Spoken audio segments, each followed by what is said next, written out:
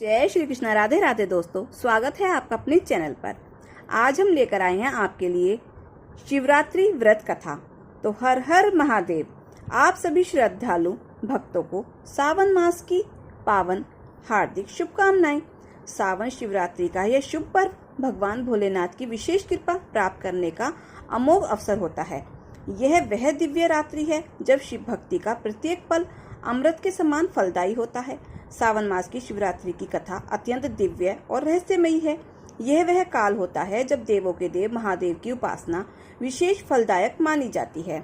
इस पावन अवसर पर 3 दिव्य कथाएं विशेष रूप से श्रवण की जाती हैं, जो न केवल भगवान शंकर की महिमा का गान करती हैं, अपितु भक्तों के हृदय को शिव में भी कर देती हैं।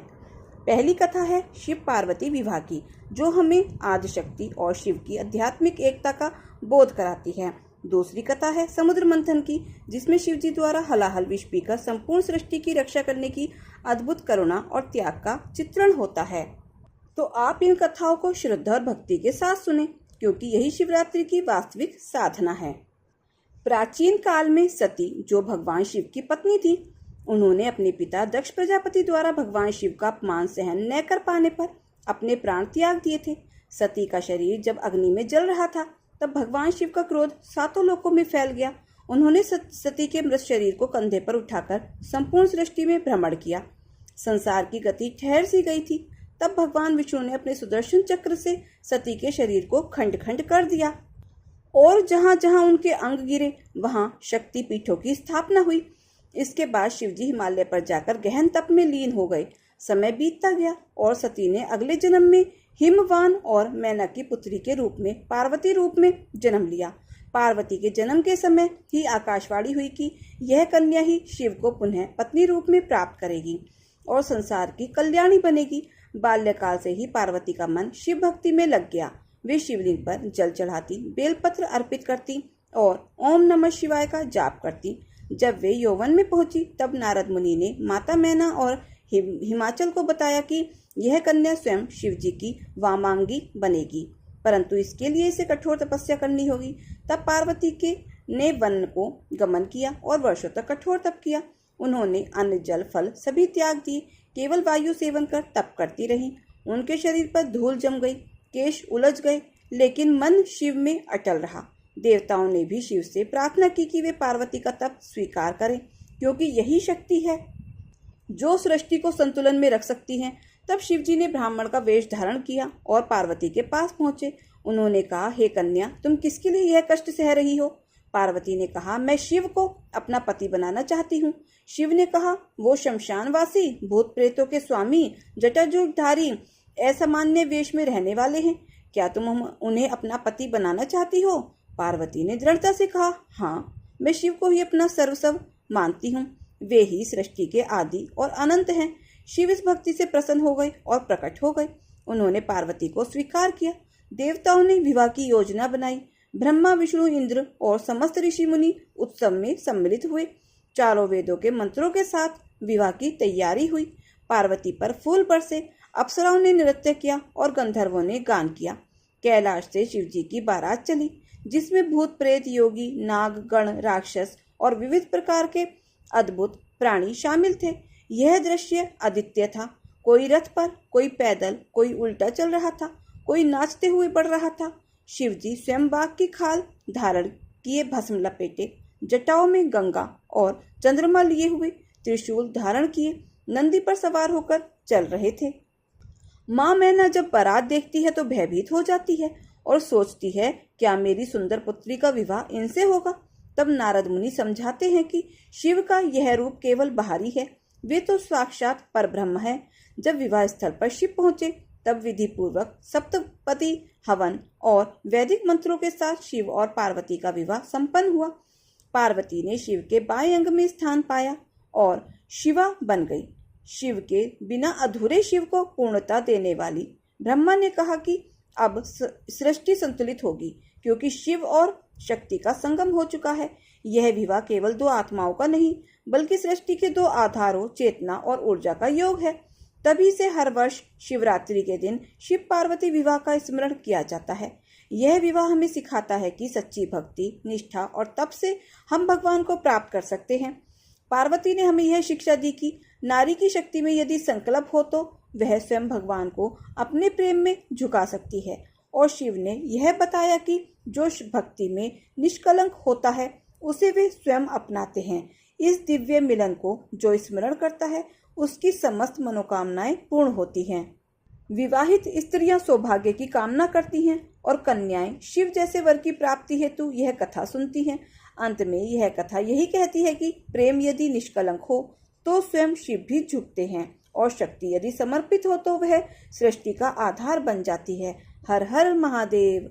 समुद्र मंथन की कथा अत्यंत पावन, गूढ़ और भावपूर्ण है, जिसे विशेष रूप से सावन शिवरात्रि के अवसर पर श्रद्धा पूर्वक सुना जाता है।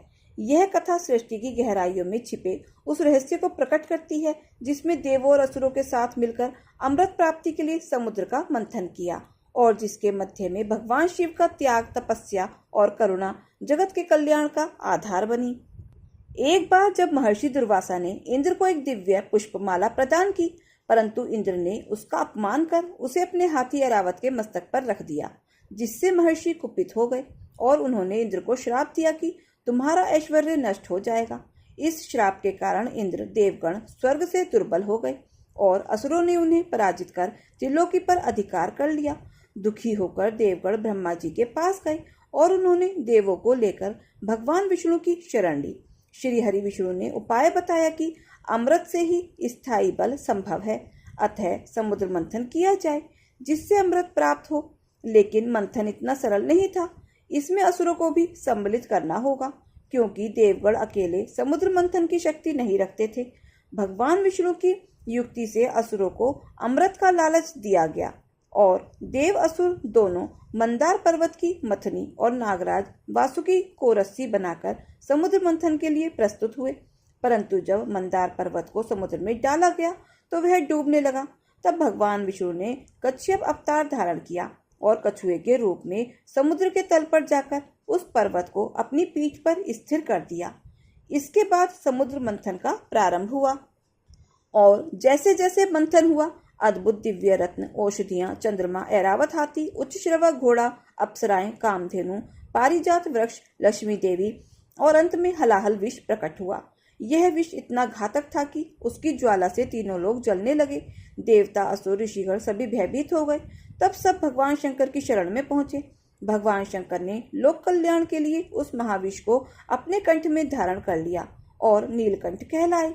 यह विष ना उन्हें निगलना ना उगलना, बस गले में रोक लिया, जिससे उनका कंठ नीला हो गया और सृष्टि की रक्षा हुई।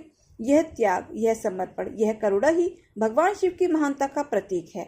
उनके इस बलिदान के कारण ही सावन शिवरात्रि का विशेष महत्व है, क्योंकि यह वही दिवस है जब शिव ने विषपान कर सृष्टि को विनाश से बचाया।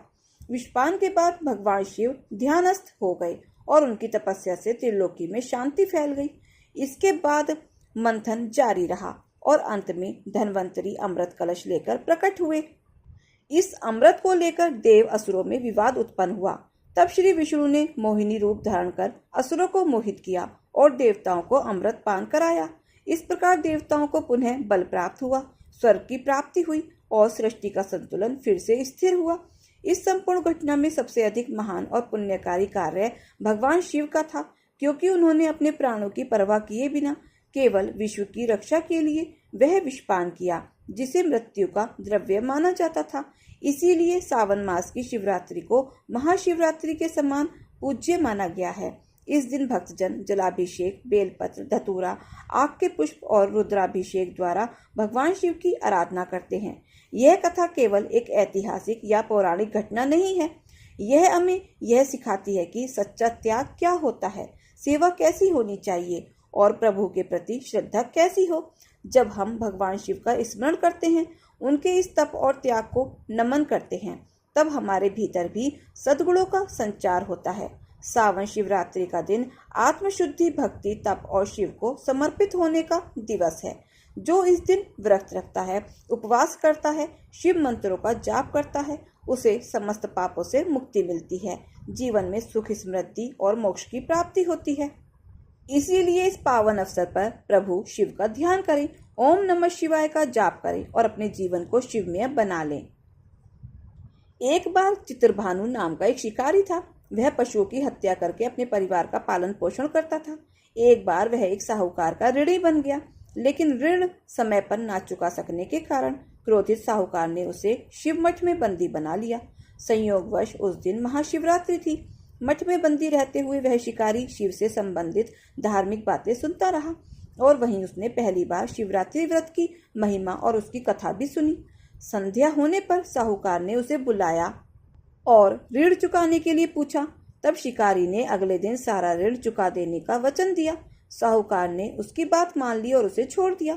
फिर वह जंगल में शिकार करने निकला, लेकिन दिन भर बंदी गृह में रहने के कारण वह भूख और प्यास से व्याकुल था। सूर्यास्त होते ही वह एक जलाशय के पास गया और एक घाट के किनारे एक बेलपत्र के पेड़ पर चढ़ गया, क्योंकि उसे पूरा विश्वास था कि कोई न कोई जानवर पानी पीने जरूर आएगा। उसे यह ज्ञात नहीं था कि उसी पेड़ के नीचे एक शिवलिंग स्थित है, जो कि सूखे हुए बेलपत्रों से ढका हुआ है। वह थका हुआ था और उसी पेड़ पर मचान बनाकर बैठ गया। मचान बनाते समय जो टहनियां उसने तोड़ी, वे बेलपत्रों के साथ शिवलिंग पर अनजाने में गिर गईं। इस प्रकार भूखे प्यासी शिकारी का व्रत भी हो गया और शिवलिंग पर बेलपत्र भी चढ़ गए।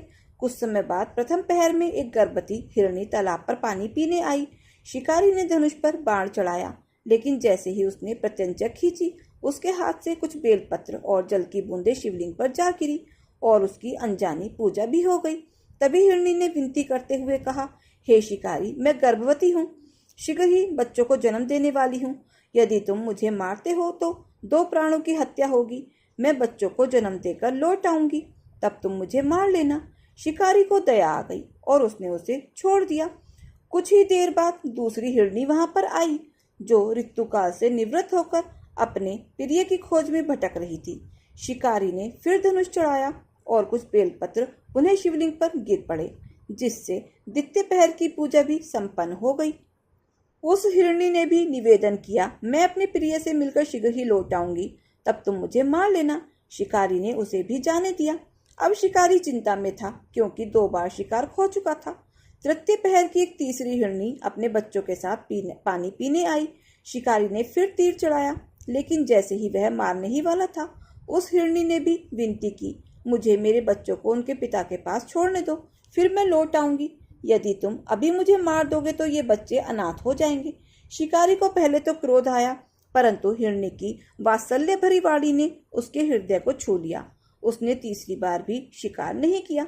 इस बीच बेलपत्र फिर से शिवलिंग पर गिरे और तृतीय पहर की पूजा भी पूरी हो गई।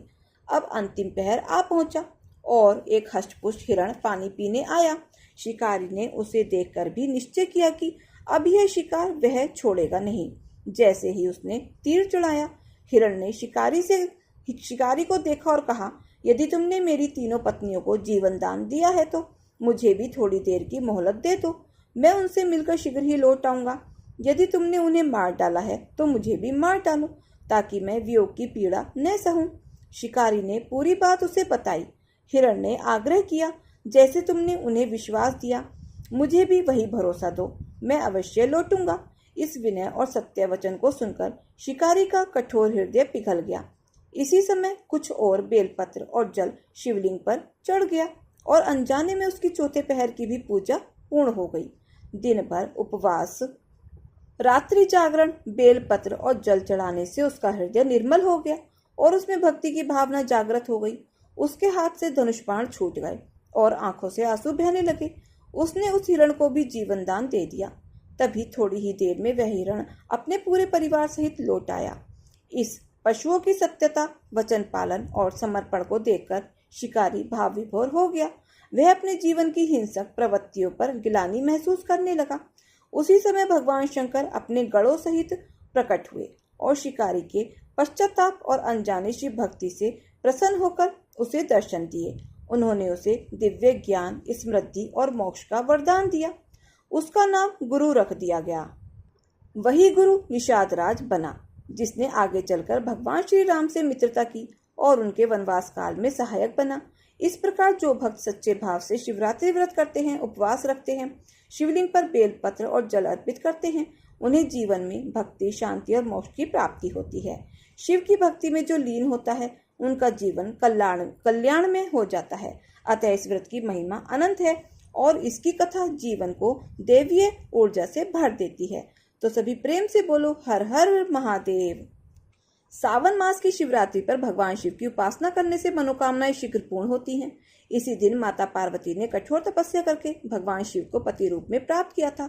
अतः यह दिन विशेष रूप से स्त्रियों द्वारा अखंड सौभाग्य और उत्तम वर की प्राप्ति हेतु मनाया जाता है। इस दिन प्रातःकाल स्नान कर व्रत का संकल्प लें। शिवलिंग पर जल, दूध, शहद, दही, घृत से अभिषेक करते हैं। बेलपत्र, धतूरा, आग, चावल, चंदन, पुष्प आदि अर्पित करते हैं और ओम नमः शिवाय मंत्र का जाप करते हुए भगवान शंकर की आराधना करते हैं। रात्रि के चारों पहर में शिव पूजन कर व्रत कथा श्रवण किया जाता है। यह व्रत विशेष फलदायक होता है। विशेष रूप से सावन की शिवरात्रि पर व्रत, रात्रि जागरण और भक्ति भाव से किया गया पूजन मनुष्य के समस्त पापों को नष्ट कर देता है।